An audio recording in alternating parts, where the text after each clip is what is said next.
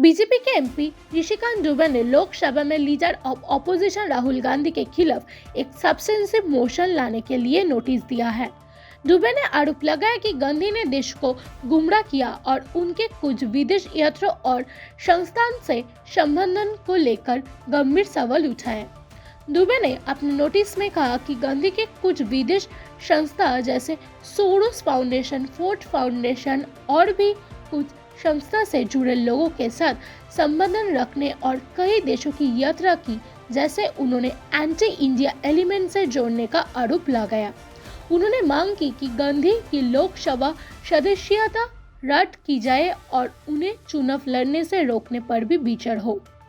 Substantive motion एक ऐसा प्रस्ताव होता है जो सदन में चर्चा और फैसले के लिए रखा जाता है। अगर उसे स्वीकार किया जाए, ये एक स्वतंत्र और पूर्ण प्रस्ताव होता है जो सदन की राय या निर्णय व्यक्त करने के लिए तैयार किया जाता है। इस मुद्दे पर राजनीतिक तनाव बढ़ गया है। कांग्रेस नेताओं ने इस कदम को राजनीतिक प्रेरित बताया, जबकि बीजेपी नेताओं ने कहा कि ये गांधी के बयान और आरोप का जवाब है। विशेषज्ञ मानते हैं कि इस विकास से संसद में बहस और राजनीतिक तरफ और तेज हो सकती है।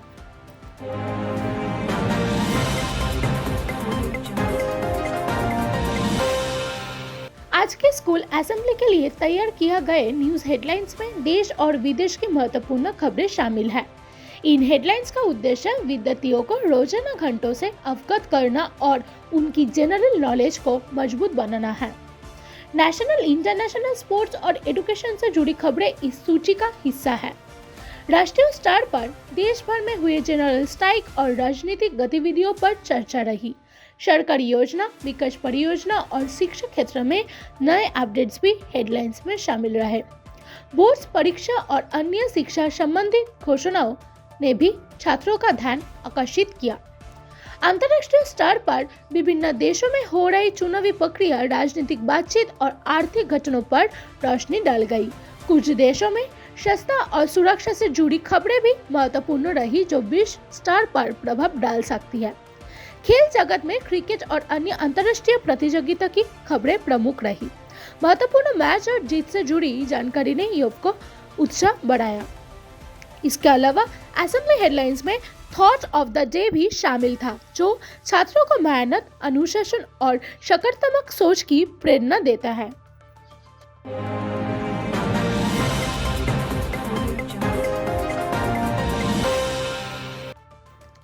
ट्रेड यूनियन के अनुसार देश भर में हुए राष्ट्रीय हड़ताल या जनरल स्ट्राइक में लगभग 30 करोड़ मजदूर और किसान शामिल हुए।